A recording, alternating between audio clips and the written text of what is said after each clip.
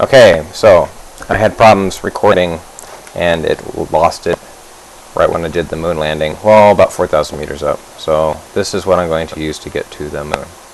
But we're going to use some lessons learned from the first time I tried this. And we're going to fix some of these fuel lines because I think they're messed up. Alright, so that one goes away.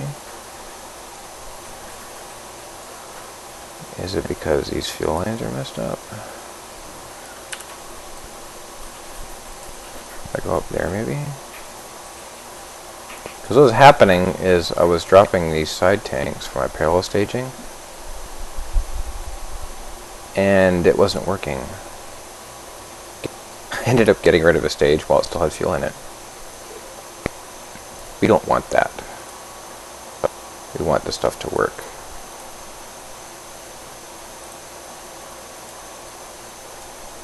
Just to make sure I don't shake my fuel lines off.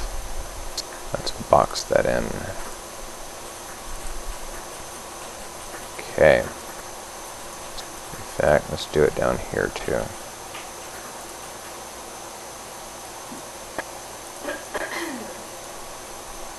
Nothing quite so irritating as engineering a parallel stage launch vehicle and then falling apart on you. Or just not working right. I got to the moon anyway. I had plenty of fuel to do it. I just wish I had more.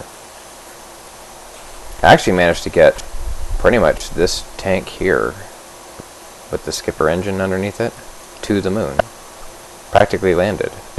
So I could make this a Direct Ascent vehicle. But I won't, because this right here had enough beans to do it. Although you know what? It should be enough. It's only 160 units of RCS. Save it, launch it.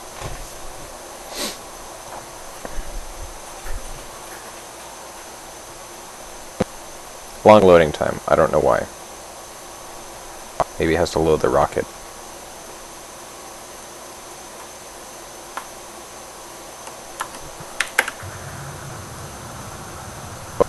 A little slower. So it goes up pretty good, pretty quick. I got the orange suits. This is a fresh save just for this. It's the hexagon. For larger vehicles, I'll do double oranges for these parallel stages instead of singles, but this seems to be sufficient. Alright, I'm still pulling only from those tanks. No. See, there it goes again. Why is that? Alright, still messed up. Screw it. Do it anyway. That means I'm carrying around these stupid tanks. Oh, but these aren't being emptied. Oh, these are.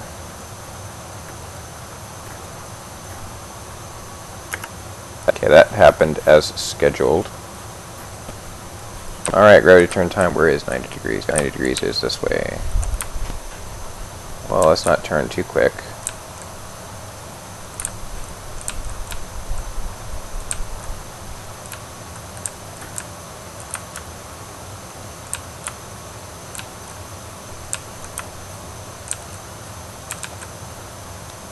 I have so many main cells, I don't think it matters that I lost power. Oh, yeah, that was great. Don't crash enemies, please. Thanks. Alright, there you go. That's what we want to do. Then you're just going out there. It's like, bye, see you. And physics will no longer apply to it as it goes.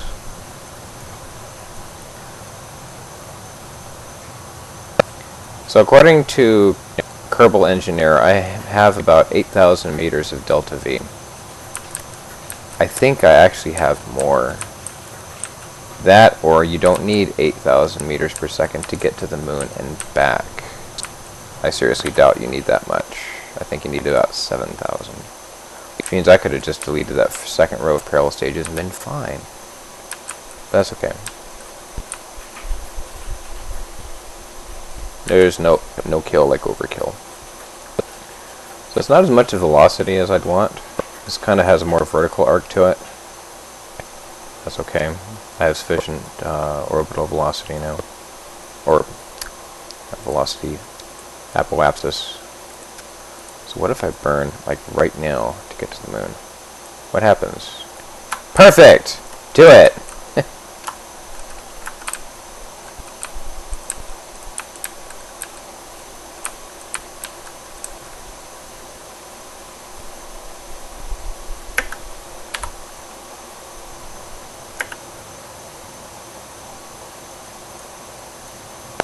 This is like directly there and directly back.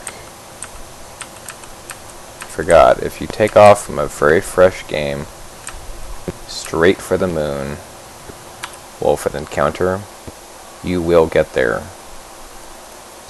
No questions asked.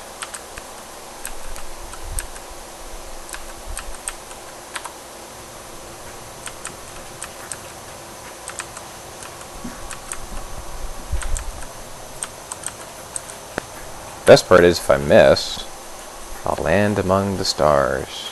See, like right out there. Kerbin escape.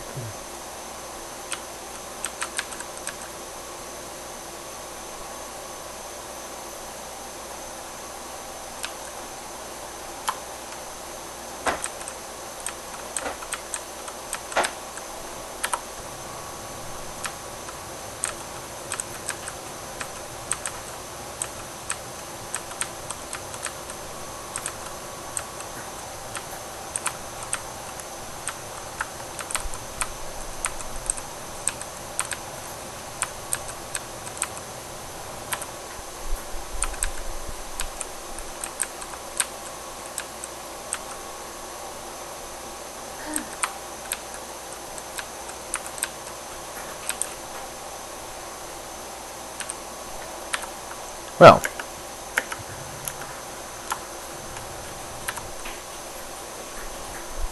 bam.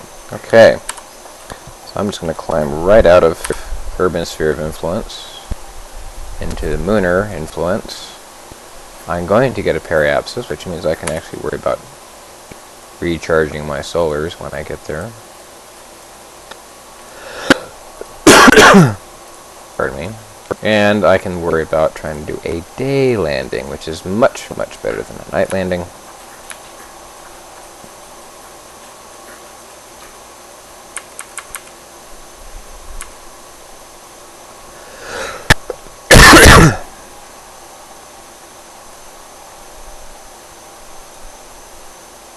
To tell if you're going to hit something, see if it's receding or getting closer to you. It's all about the angles. It's simple triangles. Wow, that was kind of weird.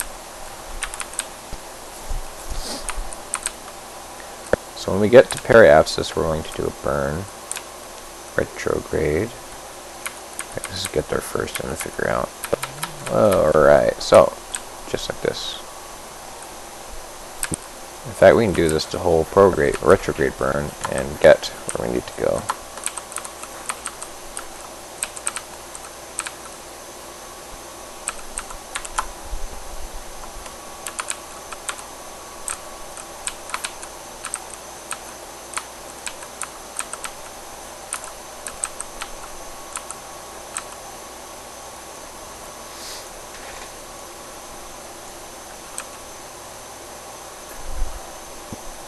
We lost our periapsis. That's fine. And now we're going to land right on the edge of that crater. Perfect.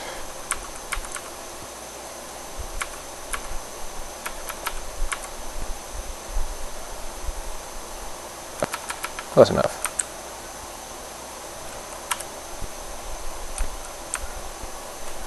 Looks like the camera has shifted to surface mode.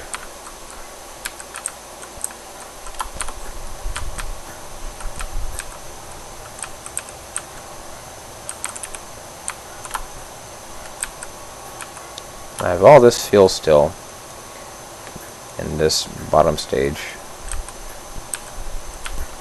with which to play with. I like it. And now I can actually see the ground.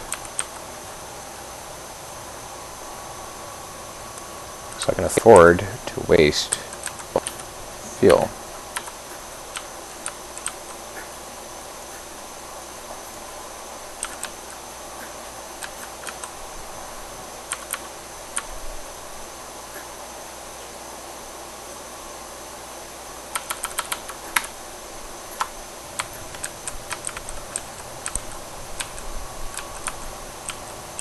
I don't believe in suicide burns. They always end up being pretty much exactly what the name implies.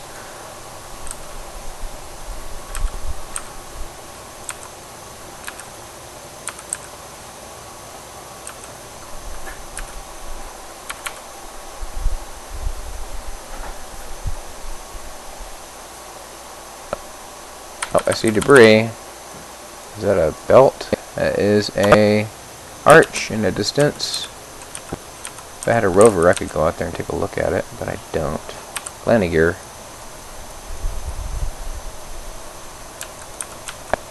Now, I have enough fuel that in case I don't like where I'm landing, I can abort.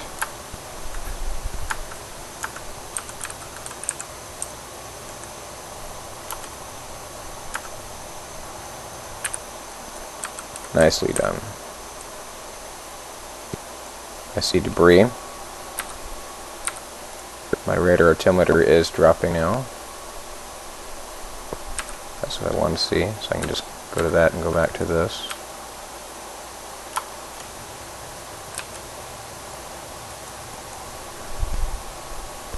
Looks a little crooked, so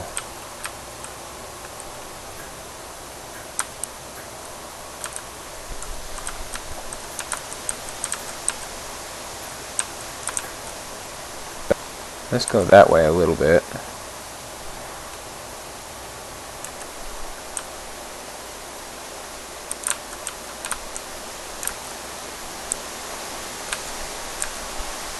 A little windy outside at my humble abode.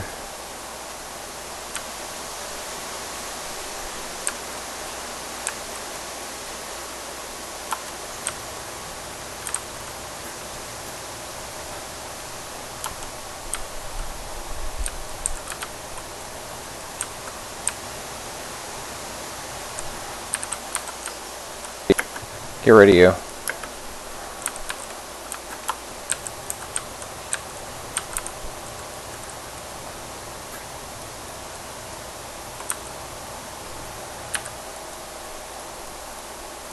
We're gonna land right down there. So I can tell how far the ground is away from me. Genius. Shadows intersect. Bam.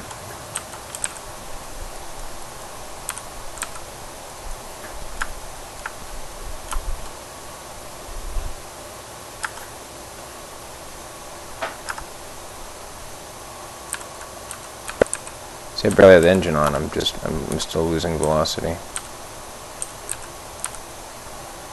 Altimeter says 140 meters. I see the shadow.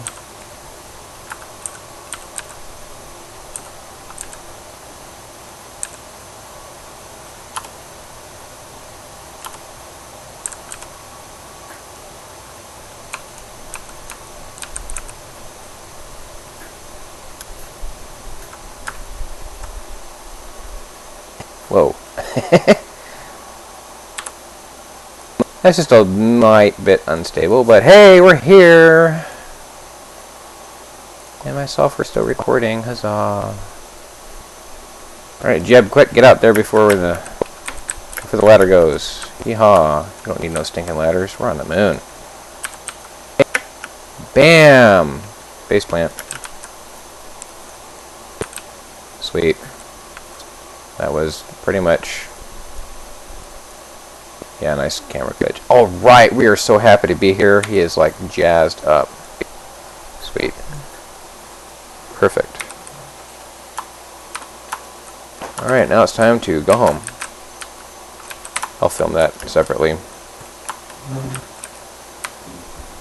because it'll cut in my recording time. Bam. Huzzah.